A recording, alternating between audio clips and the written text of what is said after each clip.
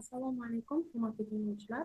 Bugun sizlar bilan pedagogik mahorat fanidan pedagogik fikr tarixi va maktab amaliyotida o'qituvchi mahorati masalalari, pedagogik mahoratning asosiy komponentlari deb nomlanuvchi mavzu haqida suhbatlashamiz. Bu mavzuda quyidagi rejalar asosida olib boramiz. Ya'ni birinchi reja eng qadimgi davrlardan eramizning 12 asrlarigacha o'qituvchilik faoliyati to'g'risida ijtimoiy qarashlar, ikkinchisi Yunon faylosuflari asarlarida o'qituvchilarning kasbiy mahorati haqida g'oyalar, uchinchisi Yevropa olimlari o'qituvchilarning kasbiy mahoratini takomillashtirish to'g'risida hamda to'rtinchi rejada esa pedagogik mahoratning asosiy komponentlari. Bilamizki, 7 asrga kelib O'rta Osiyoda ilm-fan va madaniyat sohasidagi rivojlanish bevosita ta'lim va tarbiya beruvchi mudarrislarning qizg'in faoliyati hamda ularga qo'yiladigan talablarning nihoyatda rang-barangligi, xilma-xilligi bilan diqqatga sazovordir. Ilk ibtidoiy jamoa va quldorlik davrlaridan boshlab bolalarning ta'lim va tarbiyasiga javobgar ulamolar hamda mudarrislar nasihat, tushuntirish, rag'batlantirish, maqtash, namuna ko'rsatish yoki bo'lmasam tanbeh berish, taqiqlash, majburlash, po'pisa qilish, qo'rqitish kabi usullardan keng foydalanib kelishgan. Eng qadimgi yozma yodgorliklarimizdan biri bo'lmish Avestoda ta'kidlanadiki, bilim va tarbiya hayotning eng muhim tirgagidir deb aytib o'tilgan. Har bir yosh shunday tarbiyalash zarurki, bu avvalo yozishni o'rganish asosida bilim olish kerak. So'ngra esa odob axloqi bilan eng yuksak pog'onaga ko'tarilsin. Avestoda bolalarni o'qitish va tarbiyalash qoidalari quyidagi tartibda tasnif qilinadi. Ya'ni birinchisi diniy va axloqiy tarbiya berish, ikkinchisida jismoniy tarbiya hamda o'qish va yozishga o'rgatish.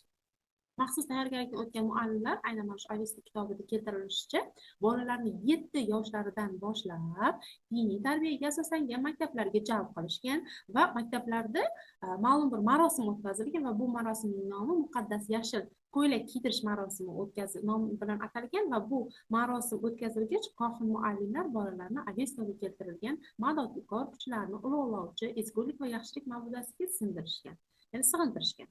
Duolar esa quyidagi so'zlar bilan boshlangan, ya'ni men Zardosh diniga sodiq qolishga va'da beraman. Eng yaxshi fikrlar, eng yaxshi so'zlar, yaxshi amallarga ishonaman. So'ng esa muallimlar aynan mana shu 7 yoshga to'lgan maktabga chiqish ostonasida turgan bolalarga esa turli xil sovg'a salomlar ulashishgan. Muallimlar mashg'ulot jarayonida bolalarga nisbatan jismoniy jazodan ko'ra ko'proq o'z diniga bo'lgan ishonch, e'tiqodni, dunyodagi burch, yovuzlik va yomonliklarni yog'diruvchi ahrimandan nafratlanish hissini tarbiyalab borishgan.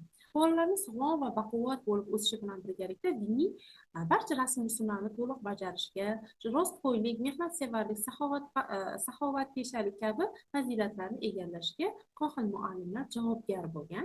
Biz bilamizki, Avestoda yer, suv, havo muqaddas deb e'lon qilinib, muhitni iflos qilgan va uni asrash qoidalarini buzgan kishi o'sha davrda 700 qancha urush bilan jazolangan. Buyuk allomalarimizdan agar o'z asarlarida mudarrislar kasbining nozikligi, mas'uliyatli ekanligi, murakkabligi va shu bilan birgalikda sharafli ekanligini o'z asarlarida bayon qilishgan. Jumladan uyg'onish davrining yetuk namoyandalari bo'lmish Abu Nasr Farabiy, Abu Rayhon Beruniy, Abu Ali ibn Sino, Qayqus, Abul Qosim Zamaxshariy, Sa'diy Shiroziy, Alisher Navoiy, Abdurahmon Jomiy, Zaloliddin Davoniy, Husayn Voiz Koshifiy kabi bir qancha mutafakkirlarning ijodiy merosi pedagogik tafakkurni rivojlantirishda, shakllantirishda bo'lajak murabbiylarga muhim bir manba bo'lib xizmat ko'radi desak mubolag'a bo'lmaydi. Mana shunday mutafakkirlarimizdan biri bo'lmish Abu Nasr Farabiy, biz bilamizki, O'rta Osiyo xalqlari madaniyatini rivojlantirishga ulkan hissa qo'shgan mutafakkirlarimizdan biri hisoblanadi. Farabiy arifmetika, geometriya, astronomiya, musiqani muhim tarbiyalovchi tarbiyaviy fanlar deb atagan. Farabiy ta'limotiga ko'ra ta'lim-tarbiya jarayonini tajribali va bilimli o'qituvchilar tomonidan tashkil etilishi, boshqarilib turilishi va ma'lum bir maqsadlarga yo'naltirilgan holda bo'lishi lozimligi aytib, chunki aytiladiki, har bir bola o'zicha narsa va hodisalarni bila olmaydi hamda baxtga erisha olmaydi. Buning uchun o'qituvchi, murabbiy zarurdir deb aytib o'tilgan. Ta'lim va tarbiya berishda ustoz shogirdlarga qattiq zulm, haddan tashqari ko'ngilchanglik qilmasligi xususida aytib o'tilgan. Ya'nida o'qituvchi ortiqcha zulm shogird tilida ustozga nisbatan nafrat uyg'otadi. Bordi ustoz juda ham yumshoq ko'ngil bo'lsa esa shogird uni mensimay qo'yish haqida fikrlarini yozib qoldirgan. Aynan mana shu uchun o'qituvchi bolalarning fe'l-atvoriga qarab ta'lim-tarbiya jarayonida tarbiyaning qattiq va yumshoq usullaridan foydalanish mumkin deya ta'rif berganlar. Bundan tashqari Farabiy ta'lim-tarbiyaga oid birinchi ta'rifni bergan olimlarimizdan, mutafakkirlarimizdan biri hisoblanadi. Mana shunday buyuk mutafakkirlarimizdan biri biz bilamizki, matematika, algebra faniga asos solgan mutafakkir desak mubolag'a bo'lmaydi, Al-Xorazmiydir. Al-Xorazmiy bizga ma'lum Aljabra va muqovala nomli asarida pedagogik faoliyatga baho berib quyidagilarni yozgan. Ya'ni aytiladiki, u yerda ularda o'zidan avvalgi qilgan ishlarini amalga oshirishda boshqalardan o'zib ketadi va o'zidan avvalgilarning asarlarini sharhlaydi, tabiat sirlarini ochadi, yo'lini yoritadi va uni tushunarliroq qiladi. Va o'zi takabburlik qilmaydi va o'zi qilgan ishdan mag'rurlanmaydi deb pedagoglarga ta'rif berib o'tgandir. Shunday mutafakkirlardan biri yana Abu Rayhon Beruniydir. Abu Rayhon Beruniy biz bilamiz ta'lim va tarbiyaning tabiatga mosligi, ta'lim tarbiyada mo'tadillik prinsiplariga asoslangan buyuk bir pedagog hisoblanadi. Jamiyat va tabiatni ilmini o'rganishda o'zini tekshirib ko'rmaguncha ishonmayman degan shiorga amal qilgan, o'qituvchini hamma narsaga o'rgatish san'ati, tabiatga moslik, bolalarning shaxsiy hissiyatini hisobga olish kabi o'zini qator tavsiyalarini ishlab chiqqan mutafakkirlardan biri hisoblanadi. Ya'nida bizning maqsadimiz o'quvchini toliqtirmaslik. Har deb narsa o'qib berish zerikarli bo'ladi va toqattoq bo'ladi. Agar o'quvchi bir masaladan boshqa bir masalaga o'tib tursa, u xuddi turli tuman bog'da sayr qilgandek bo'ladi degan fikrlarni aytib o'tganlar. Bundan tashqari Beruniy shaxs shakllanishida irsiyat, muhit, tarbiya muhim rol o'ynashini ham ta'kidlab o'tganlar. Yana shunday mutafakkirlarimizdan biri Ibn Sino hisoblanadi. Biz bilamizki, Abu Ali Ibn Sino o'zining Tadbir manzil, Fiqh qonunlari kabi bir qancha mashhur asarlar yozib qoldirgan. Misol uchun Tadbir manzil asarida bolaga ta'lim tarbiya berishni o'quvchining pokiza, adolatli, farosatli, sog'lom, notiq va o'z kasbi ustasi bo'lishini ta'kidlaydi va bundan tashqari uzoq muddat davomida qattiq tovush bilan baqirish juda ham xavflidir, chunki baqirish havoni ko'p miqdorda tashqariga chiqarishni talab qiladi va bularning har ikkisi ham xavflidir. Ovozni yo'qotmaslik, nafas olish organini ishdan chiqarib qo'ymaslik uchun avvalo o'qishni past ovoz bilan, keyinchalik esa asta-sekin kuchaytirish lozim degan, lekin shu kuchli ovoz bilan o'qish uzoq vaqt davom etmasligi kerak deb ta'kidlab o'tganlar. Qaykos biz bilamiz mudarrislarning axloqi ekanligining belgisi deydi. Qaykos uning suxandonligida deb biladi va eng yaxshi qobiliyatlardan biri ham bu nutq qobiliyati ekanligini ta'kidlab o'tganlar. Bundan tashqari suxandonni shogirdlariga notiqlikda rost so'zlash kerakligini ta'kidlaydi. U so'zlarni 4 xilga bo'ladi. Birinchisi bu bilinmaydi va aytilmaydi. Ikkinchisi esa aytiladigan va biladigan. Uchinchisi ham biladi va aytishga, bilishga zarurat yo'q, ammo aytsa ham bo'ladi. Va to'rtinchisi esa biladi va zarurati bo'lmasa aytilmagan. Eng yaxshisi bu to'rtinchisi, ya'ni biladigan va aytilmaydigani deb ta'kidlab o'tganlar. Zamaxshariy murabbiy, Zamaxshariyda aynan pedagogga xos bo'lgan fikrlariga qaraydigan bo'lsak, murabbiy o'qib tursagina murabbiy bo'ladi. Agar o'qishni to'xtatib qo'yar ekan, unda murabbiylik o'ladi kabi fikrlarni aytib qoldirgan. Bundan tashqari Shayx Mustahiddin Sa'diy Sheroziy aynan 13-asrda Eronda yashab ijod qilgan yirik shoir mutafakkirlardan biri. Bizga o'sha mashhur Guliston asarida o'z davri mudarrislari haqida o'zini fikrlarini aytib o'tganlar. Bu asarda qattiqqo'l o'qituvchilarga shunday ta'rif beriladi. Ya'ni basharasi tirishgan, zahar, yomon xulqli, odamlarni ranjitadigan, gadoy tabiatli, ochko'zli, uni ko'rishi bilan shogirdlarning kayfiyati uchar. Shogirdlar undan bilim va tarbiya ololmaydilar. Yana bir toifadagi o'qituvchilar esa sodda, yaxshi va yumshoq ko'ngil odam. Ular unamasga so'zlamas edi va bolalarni ranjitadigan so'zlar og'zidan chiqmas edi. Uning farishtadek axloqliligi va mehribonligini ko'rgan bolalar murabbiyni mensimay qo'yadilar. Uning yumshoq tabiatli ekanligini bilishib, ilmni ham o'rganmaydilar.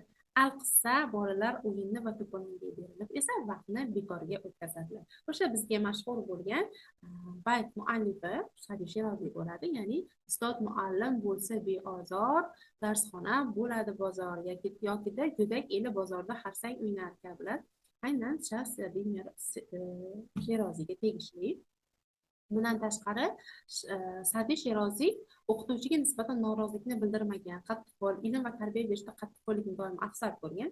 Shuna jabr ustod boz mehr qadar, ya'ni o'qituvchining jabri va jazosi otaning mehridan afzalligi haqida ham o'z fikrlarini aytib o'tganlar.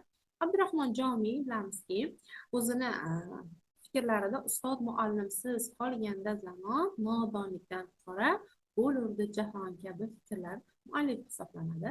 So'z mulkining sultoni bo'lmish Alisher Navoiyda esa aynan ijodida muallimlarga nisbatan munosabat alohida berilgan. O'qituvchi mehnatini har qanday xazina bilan o'lchab bo'lmaydi. Ya'ni unda o'z asarida keltirilgan misralarni ko'rishingiz mumkin. Haq yo'lingda kim senga bir xat o'rgatmish ranch ila aylanib bo'lmas ado omin haqqin ming ganj ila. Yokida bo'lmasa Mahfuz qulub asarida o'qituvchi xalq oldida obro'ga, hurmat va izzatga sazovor bo'lishi kerak ekanligini, xalq g'ami bilan hamisha yashashi, xalqqa yordam beruvchi, xalq bilan birga bo'lish lozimligini aytib o'tadi.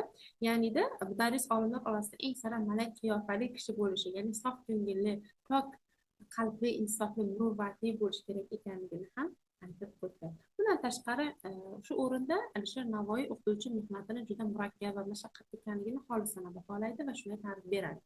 Uning ishi qo'lidan kelmas, balki dev ham qiladi. Bir kuchli kishi bir yosh bolani saqlashda ojizlik qiladi. U esa bir to'da bolaga ilm va adab o'rgatadi. Ko'rkim bunga nima yetsin. Shunisi ham borki, u to'dada fahm farosati ozlar ham bo'ladi. Unday kishiga yuzlarcha mashaqqat qilsa qanday bo'ladi? Har qanday bo'lsa ham yosh bolalarda uning haqqi ko'pdir. Agar shogird podshohlikka erishsa, unga muallimga, ya'ni qulluq qilsa arziydi degan fikrlarni aytib o'tganlar. Shunday mutafakkirlarimizdan yana biri bu Kamoliddin Husayn Voiz al-Koshfiy notiqlardan biri hisoblanadi. Koshfiyda shunaqa fikr bor. Agar shogirdlikning binosi nimaning ustiga quriladi deb so'rasalar, irodat ustiga deb javob bergan. Agar irodat nima deb so'rasalar, samo va toatdir deb aytgan. Samo bu eshitish, toat esa jon dili bilan, butun bir vujudi bilan eshitishdir deb aytib o'tganlar.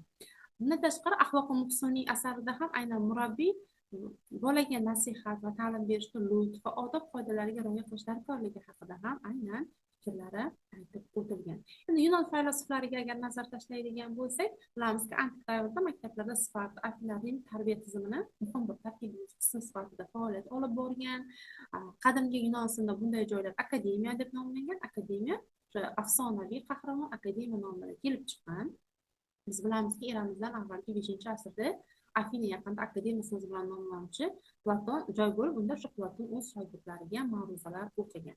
Qadimgi Yunonistonda bolalarga ta'lim tarbiya berish faylasuflar zimmasida bo'lgan va ular baland va ta'sirchan so'zlar bilan o'quvchilarning ongiga, shuuriga kirib bora olgan. Yunon faylasuflari o'qituvchilarni ta'lim tarbiya berishda nutqni shakl va qonuniyatlari, mulohazalari va isbot kabi mantiq ilmi qoidalarini chuqur o'zlashtirish lozimligini qat'iy talab qilganlar. Faylasuf olimlardan biri Demosfen. Biz bilamiz, Demosfen yoshligidanoq nutqlik san'atiga juda ham qiziqqan. Balki eshitgandirsiz, Demosfen tug'ma duduq bo'lgan va o'sha tug'ma duduq bo'lishiga qaramasdan o'quvchi va tinglovchilarning istehzolariga bardosh berib, qizg'in va shiddatli mehnat bilan notiqlik mahoratini namoyish eta olgan. Ya'ni o'zidagi mavjud kamchilikni yengib, mohir notiq bo'lish darajasiga yetib kela olgan. Yevropa olimlariga to'xtaladigan bo'lsak, Yevropa olimlari o'qituvchilarni kasb mahoratini takomillashtirib ko'rsa, bunday olimlardan Yanamus Kamenskiy, Jon Lok, Pestalozzi, Nisservek, Ushinsky kabilar asarlarida o'z ifodasini topgan. Jumladan, chex olimi mashhur pedagog, didaktika asarining muallifi Yanamus Kamenskiy o'qituvchining eng muhim xususiyatlari qatoriga bolani sevish, yuksak axloqi, bilimdonligi, iqtidorligi, qobiliyat kabilarni kiritgan va bunday yer yuzida har qanday kasbdan biroz yuqoriroq turadigan juda faxrli kasb ekanligini ta'kidlab o'tgan. Ushinsky esa o'qituvchi ma'naviyati va kasb faoliyatiga yuqori baho bergan va uni kasbiy malakalarni doimiy ravishda takomillashtirib borish kerak ekanligi, maqsadga muvofiq ekanligi haqida g'oyalarni ilgari surgan. Bundan tashqari, ijtimoiy ahamiyat pastroq tizimi, ya'ni o'qituvchilarni qayta tayyorlovchi kurslar tizimini tashkil etishda ilk bor asoslab bera olgan. So'nggi rejamizda pedagogik mahoratning asosiy komponentlari berilgan. Pedagogik mahoratni tashkil etuvchi asosiy komponentlarga va o'qituvchiga, ya'ni o'qituvchilik kasbiga sadoqatlik, o'z fanini o'qitish metodikasini mukammal bilish, pedagogik qobiliyatlarni namoyon eta olish, pedagogik texnikani esa o'z o'rnida qo'llay bilish. O'qituvchi kasbiy pedagogik tayyorgarlikni shartli ravishda quyidagi yo'nalishlarda olib boradi. Ya'ni o'qituvchi shaxsiy fazilatlari bo'yicha tayyorgarligi, o'qituvchining ruhiy psixologik tayyorgarligi, o'qituvchining ijtimoiy pedagogik va ilmiy nazariy jihatdan tayyorgarligi, o'qituvchining maxsus ixtisoslikka oid usturiy bilimlarni hamisha egallab borishini aytib